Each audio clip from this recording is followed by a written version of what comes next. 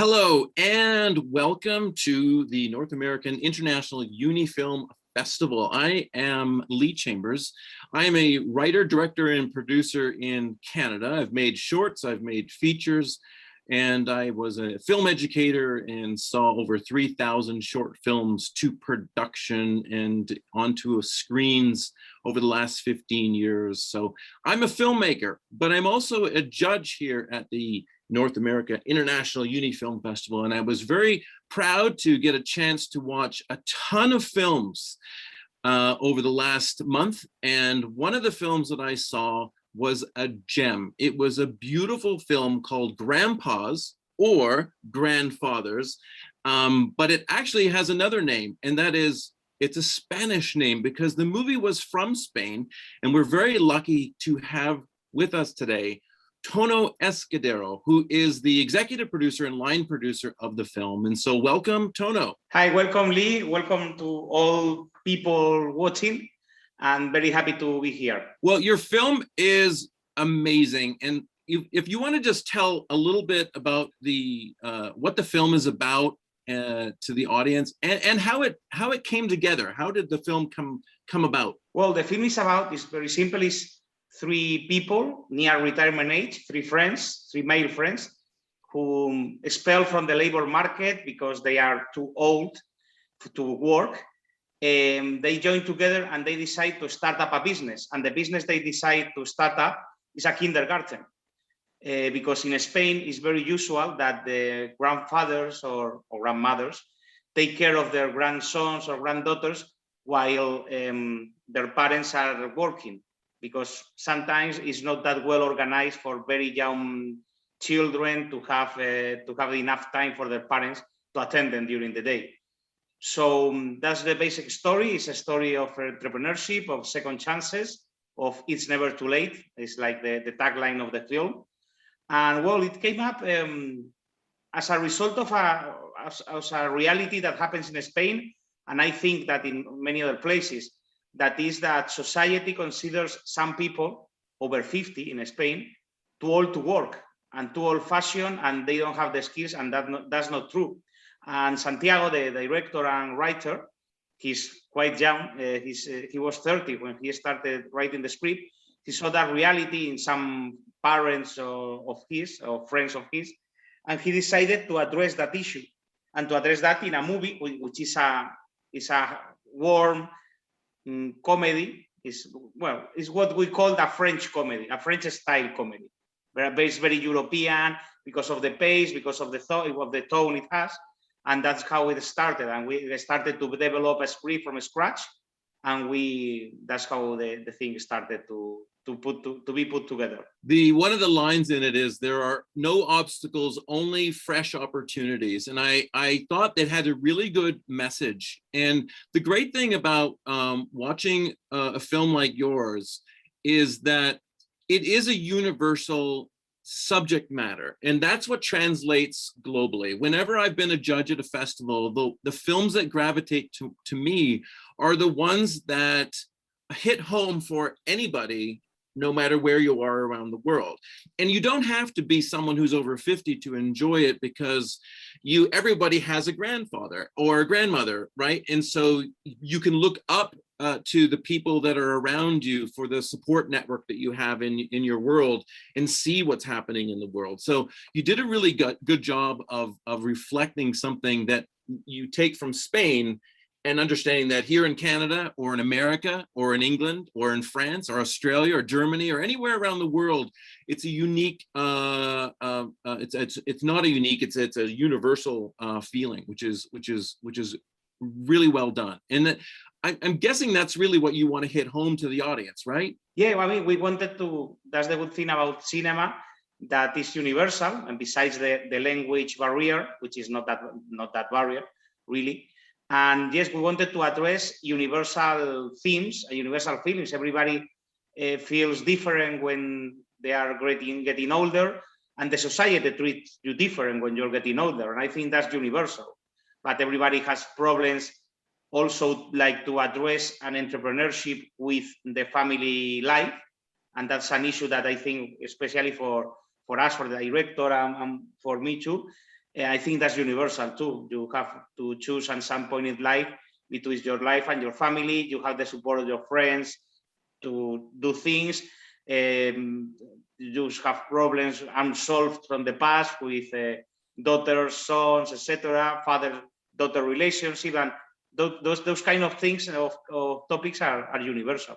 And we were very surprised of the reception the movie had outside Spain, because we thought it was a very Spanish movie with very good Spanish actors, but Spanish actors.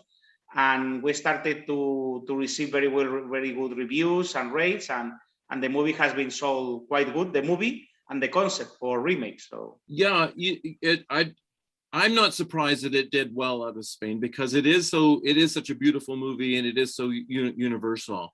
And you know what? Especially at this time, because of the pandemic, one of the questions that I want to talk about is, it came out in 2019, 2020, right at the when the pandemic was hitting off. Now, I know you have is it E1, and you have HBO Max, and you've got some really good distribution. But did the pandemic kind of slow your progress as for delivering the film and distributing it around the world? Yeah, absolutely. Especially in theatrical, we were very lucky to have very good buyers in streaming, but the issue was that we had very good deals for the theatrical distribution, especially in LATAM, and some of them were delayed or cut off. We have managed, even though, to have a good release in Mexico, Europe, but if it hadn't been for the pandemic, I think we would have very good results theatrically in LATAM and in other countries. Yes. Yeah, the pandemic hit all sorts of films all around the world, and so I think getting it out, I think it's a beautiful film that anybody should be seeing, right? Everyone should have an opportunity to see it, and seeing it at a festival like this. I'll tell you right now, out of all the feature films that I watched at the festival, this one was my favorite. I don't know who's winning the awards yet, but I'll just say that it was my favorite. Thank you very much. It was my favorite for a number of reasons. One of them was, when we talk about the universal feelings that you're trying to get across in your theme, it all comes down to the characters. The three main characters that you have in the film, I've never seen any of these actors before, but especially the three main guys in the film, they're amazingly well cast, and they also feel somewhat familiar. So they feel familiar in terms of they're not well cast, but it's well written. These characters are well defined, and they have flaws, like the average person has flaws, but they're all likable. We're rooting for them. We want them to succeed. Can you tell me about the casting process and how you kind of managed to get these actors involved? And again, I've never seen them in anything before, and I find myself wanting to seek them out in other works. And it gets as a filmmaker, I start thinking, wow, I should write something for one of them and work with these people, because I think they're very inspiring as actors and as characters. And so I think, with yourself, when your casting department, and for Santiago, who picked these actors, I think you did a great job. Can you talk about the casting process? Yeah, well, the casting process, Santiago didn't write the film with any actor in mind, because as being an independent film, you never know which cast are you going to be able to afford. We were very lucky that once we had a script that we could send to some people, all our first options said yes. The three actors, also Carlos, Ramon, and Roberto, were our first three options, and all of them say yes to the script, to a novel director. Once they read the script, and I talked to the agents, the process, and once they sit with Santiago, the director, explain the story, they were all very related to the story. All of them are great Spanish actors. Ramon, for example, who plays the older one, Ramon Barea, is one of the top figures in Spanish theater. And Carlos Iglesias, the main character Isidro, he's also a really good director. And he has a film that maybe you can find it. It's called 1 franc 14 pesetas, which is a film he directed about the life of his father, who was a migrant from Spain to Switzerland. And all of them were very related because, as you said, it touches a chord in everybody's heart. So it was very easy for us, really, the casting. And if you ask Santiago, he would say it was really easy to work with them. All of them were very professional, absolutely cooperative with the production, and it was a great experience. And all of them were our first choices, and also the females. Ana Fernandez was the lead actress at a Spanish film called Solas, who won the Berlin Film Festival some years ago. Mercedes San Pietro has won Goya's awards and many, many prizes in Spain and Argentina. So we were so lucky that these great actors accede to work in an independent film. What is the industry like in Spain with regards to funding, finding money, support from what's it like there? How is it getting a film made there? Well, right now it's more difficult than a couple of years ago, but usually it's a mix. You get a mix of public support through tax rebates and some subsidies, which are never enough, but anyway, and local TVs also have you have support from them, but we are many producers trying to get to the same stations in Spain, but you can get there. And also streaming is, like everywhere in the world, is like another important part of the funding. Streaming in Spain now here is all the way. They are shooting a lot of films here in Spanish and for LATAM and for other countries. And we could say that now in Spain there's some production.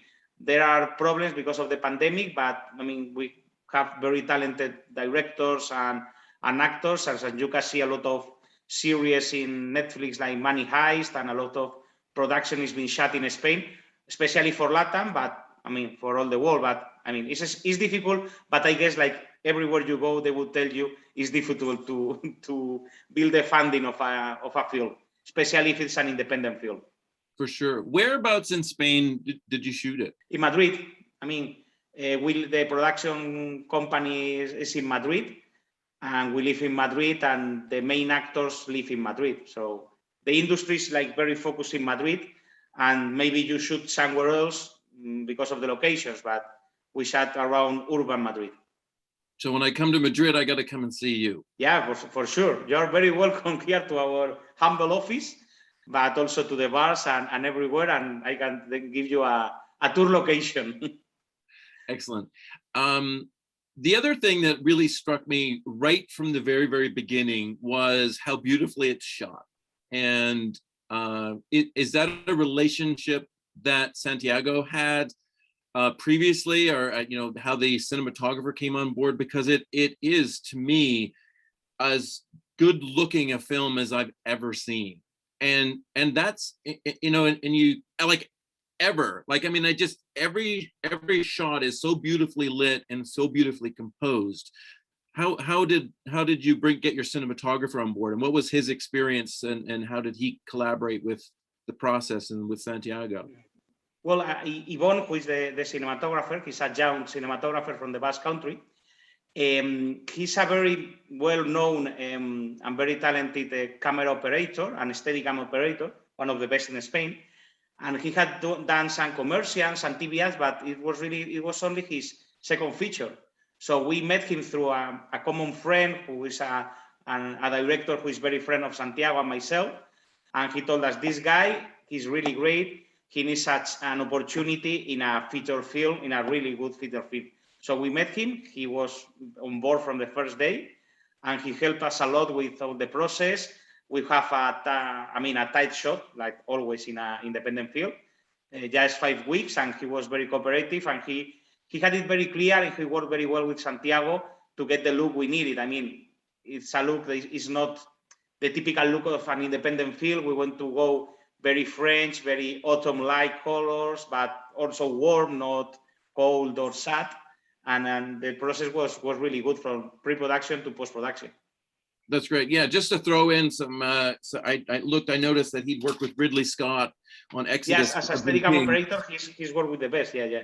So he's worked with some really good folks. So the pedigree. So again, even though like everybody on the film, I've never heard of anybody before, and it's beautiful when an audience gets exposed to something new. We're so, I think, used to seeing this, Hollywood throws stuff at us that is over and over again, and they repackage things over and over again with the same kind of people. So for an audience member, just as much as an audience member, as a filmmaker, to see something that is totally fresh, to watch your movie without seeing a trailer, knowing anything about it, and to get sucked into the world of these three gentlemen, is such a pleasure. And I kudos to the rest of the cast too, right? So this isn't just the three guys. The surrounding cast that support this film are just amazing as well, and so well written. Yeah, so a 5-week shoot.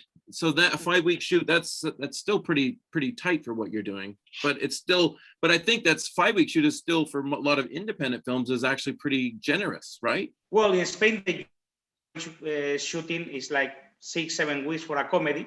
We tied it up to 5 weeks. I mean, yeah, we had enough time to shoot and to work with the actors. But I mean, always all shootings are tight, of course. Are tighter than you would like, of course. Of course. Now, you don't have to answer this, but it's always a question as a filmmaker. I'm always curious as to what kind of budget level were you looking at for this? Well, it's a modest budget level, talking about an average Spanish comedy, but I mean, it's an independent film. So for American standards, is around 1 million euros. Which is, again, for what you can do on $1 million. I watched it and I'm thinking it's like $10 million, right? It's like, it's at minimum at $10 million. And that's, as a filmmaker myself, that's always the unique thing, is to see how someone can make a movie. As when you're an independent, you find a way to make your movie look better than the money that you have. You stretch out every dollar, you work that much harder to make the movie feel more than it's actually worth. And that's something that independents do more so than Hollywood. Hollywood throws money at movies, right? Yeah. Hollywood has a problem to just throw money at it. And independent filmmakers have to think outside of the box, right? Tell me a little bit let's go backwards, Tono. Tell me a little bit more about how you got in the industry. What got you to this point? Well, I'm a film freak since I was very little. My father was a film freak too. I used to go to movies, subtitled movies, since I was very young. And I studied business administration because, well, in Spain it's very difficult to study. There's no as such thing as a career in cinema. You can study communication, but it's not the same. So I decided to go to a business school, and I worked like 4 years in a big company in the financial department, but I was tired of that. And I decided to start a production company with 2 friends. And I started working first in commercial and later on in feature films. And I've worked as a production accountant in many, many movies, American movies shot in Spain, a lot of series, then as a line producer. And then since 4 years ago, I started to work as executive producer here at 259 Films, which is Santiago's company, and that's it. That's like my background. And how many films have you made since you started features have you made? Features, maybe 10, because I made a lot of TV series, and I also work as a line producer in theater companies. But I think like 8, 10 maybe, yes. Now, we talked a little bit about streaming earlier. How do there's right now this whole, when the pandemic hit, streaming just took off like crazy because everyone's at home. And if we look at what kind of happened in North America, particularly, where cinemas were closed down, and I'm sure the similar things were happening in Spain, and then things went to more online. The shift of having things from a streaming side of things grew faster probably than it normally would have. But now there's a little bit of a backlash from film producers and directors who feel that we are losing the cinema to the idea of watching a movie on a big screen with other people in the room who are only focused on watching the movie is, it's kind of dying, right? So some of these films, the James Bond movie, Top Gun, some of these movies delayed, let's just put these off. because we want to show it on a big screen. And how do you feel about that? How do you feel about the stream? Obviously, I watched your movie online, and that was the only way I was going to see it. And so there's an advantage. There's an advantage to streaming in that you can reach an audience like me, because you don't have to get a print in a cinema here in Canada for me to go to it. I can just do it whenever. There are advantages and disadvantages, but how do you feel about streaming and the theatrical experience, and how that's unfolding around the world now? Well, I mean, I think it's kind of a generational thing, because for me, that I started going to movies very early, there's something like, I wouldn't say sacred, but special about going to a cinema, to a theater. You buy your films, it's much more proactive. You receive the impulse and the things that the filmmakers want to tell you much better, I think. But it's also true that you have access to a lot of content that before you never had. I mean, you have opportunities to watch a Spanish movie in Canada, or an independent Canadian film that maybe you can browse through an independent streaming platform. But it's also true that, I mean, especially the big brands of streaming, they tend to, how do you say, to make all the content uniform. I mean, I think there's more space for independent filmmakers or for different voices when you have a theatrical network of art house theaters, big theaters, small, medium, than the streaming, that the streaming just tends to make a product that is for worldwide distribution, and it tends to be very uniform.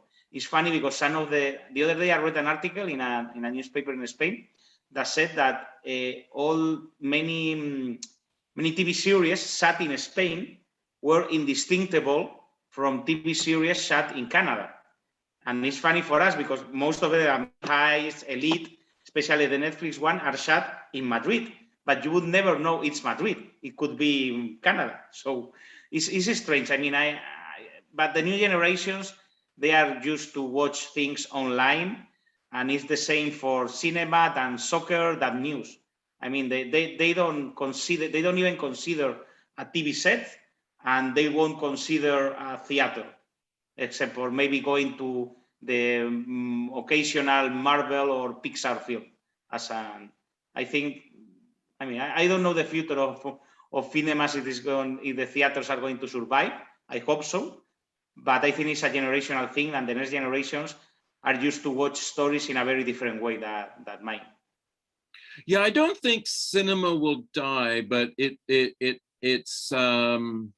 becomes more a unique thing. It's like how vinyl records died out and now they come back again. They become something where people recognize the advantages or the quality advantages of watching something in analog rather than digital, right?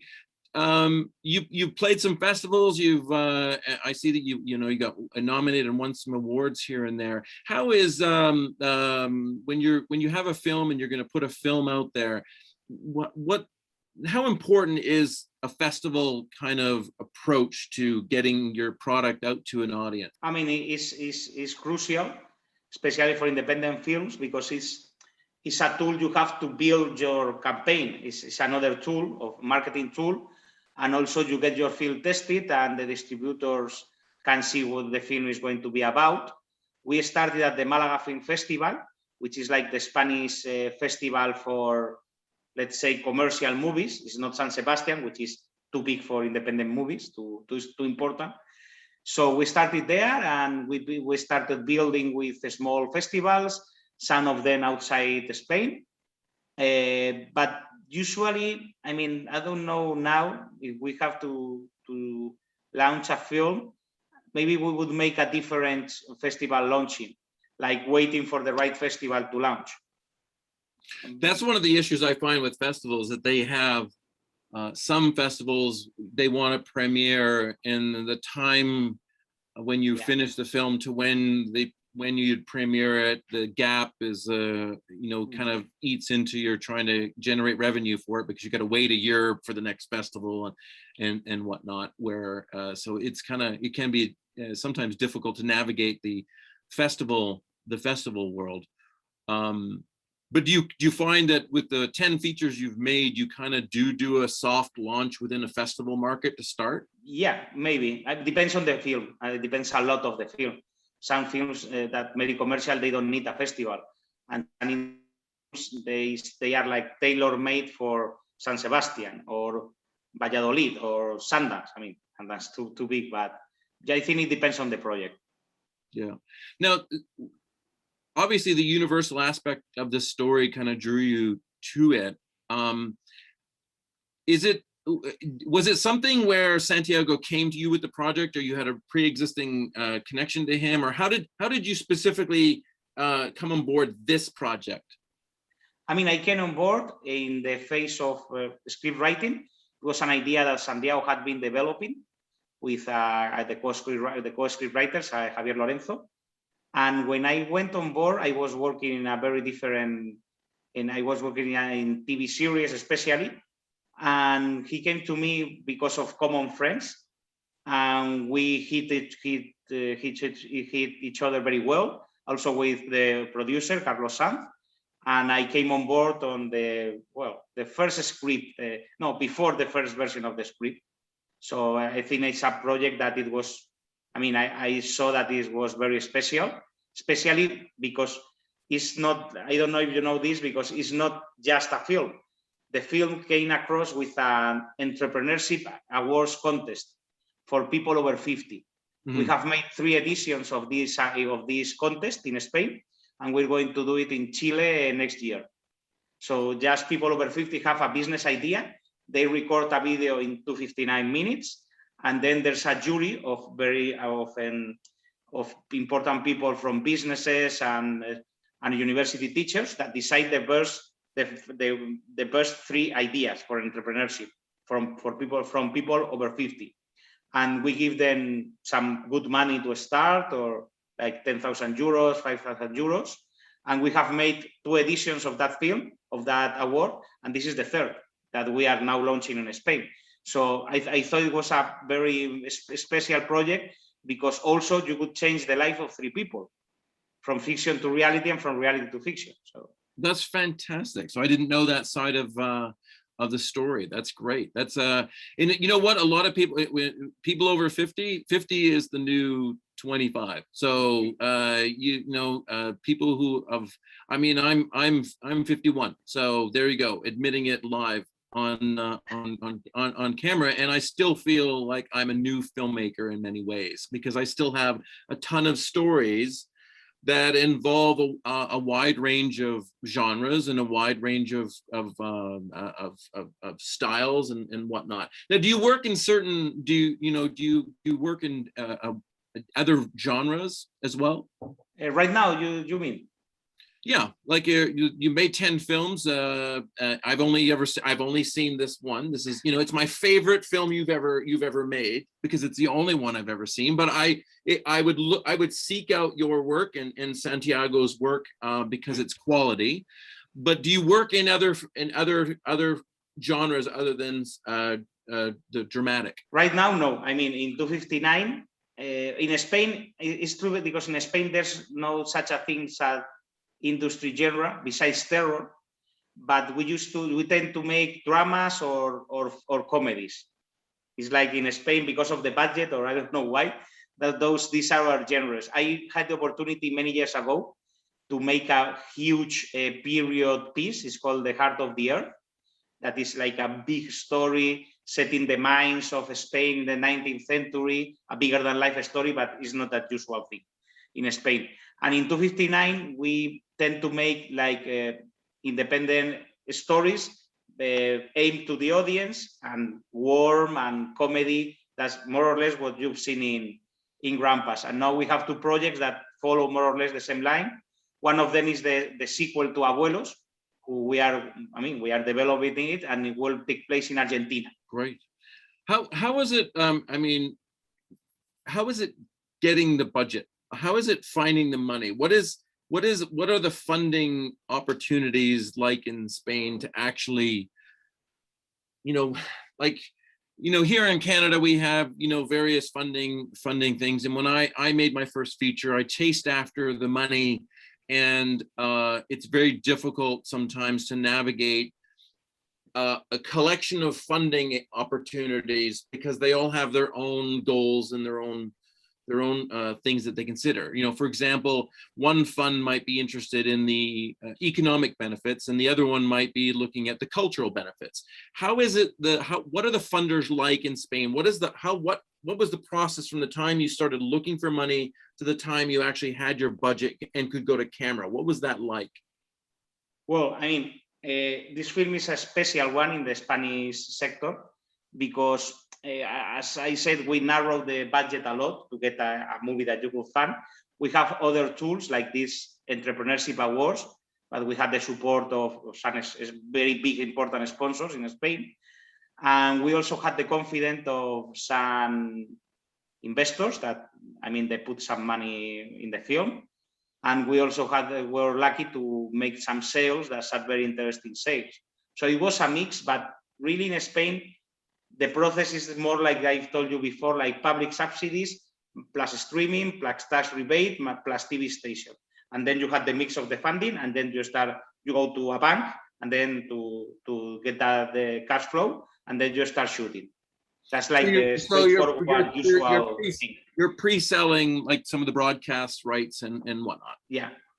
Especially are you pre-selling within Spain only, or did you pre-sell some other countries as well? Like, did you go to like the Marché de Film in Cannes and other areas to try to pre-sell?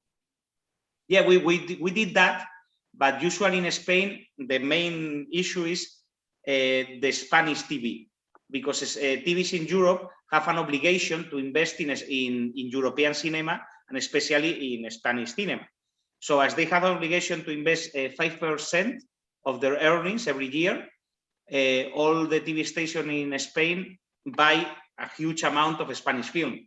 So you make that pre-sale, and with that pre-sale and the tax rebate and also funding the subsidy and the streaming for Spain usually, then you have the funding. Has the usually film it's just the Spanish sales. Has the film shown on TV in Spain yet?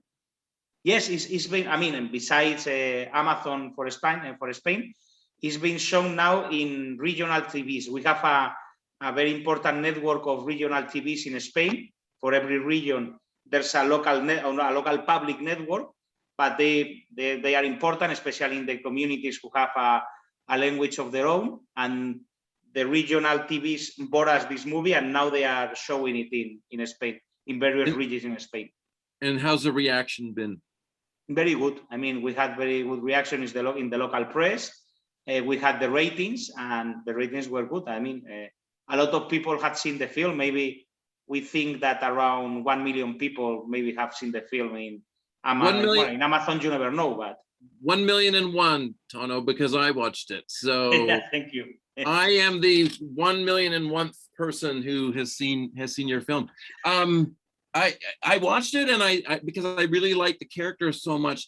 Have you ever thought of continuing their story, like making a sequel to their story? Yeah, of course. As I told you before, we are developing the sequel to Abuelos, and it involves the same characters, but this time they go to Argentina, where Arturo, the writer, is. Okay, I'm not going to spoil this, but there's a sequel. They are in Argentina, and we have the idea of making a third film in Mexico, of an entrepreneurship in Mexico, and maybe the fourth film in Silicon Valley, when they finally get their big idea and their big startup tech. And also TV series, we have had some offers to develop the characters into a TV series, but I mean, we thought that it was better to make like another movie, because we prefer movie than series. I could almost also see Hollywood calling and wanting to remake it with George Clooney and Brad Pitt and all these people, like them making an English language version of it, which I'll be honest, you could probably make money doing it, but it feels like it's just perfect the way it is. I don't know why you'd want to remake it. Just make everybody watch the version that you made in Spanish rather than remake it into something else. But has that ever come up, this idea of selling the screenplay and the format to for an English language version? Well, for an English language version, we have had some offers from companies from UK especially, but we are selling the remake rights. I mean, we have sold them to France because it's a very French film, and we are negotiating with India, Mexico, and China.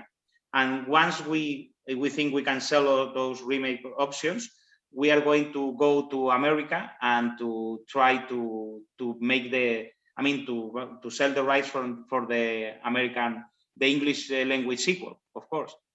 Is that lucrative? Is that like, does that financially something that you can make good money doing that?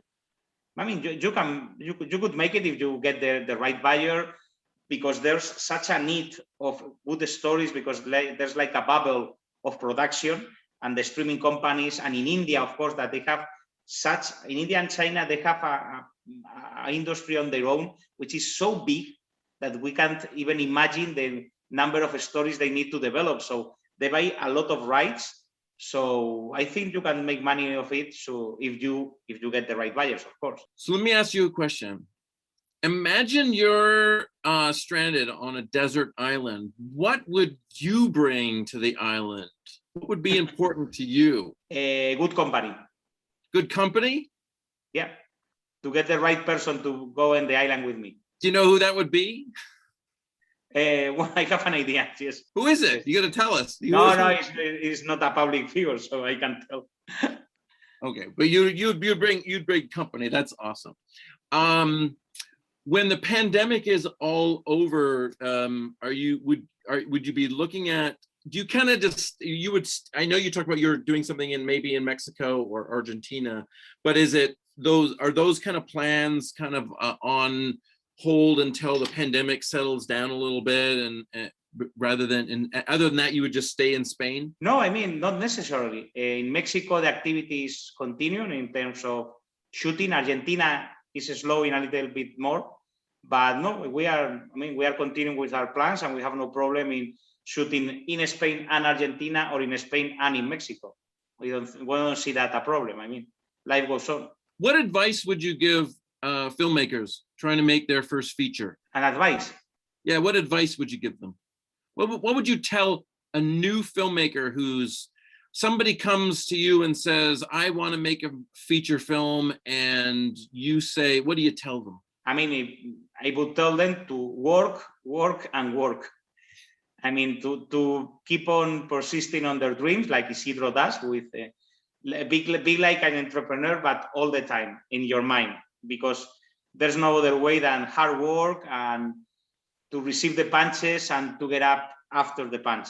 I mean, it's just one after another. It's a struggle, I would say, a struggle that, I mean, it pays off at the end when you see the film, but it's a struggle. Just keep on working.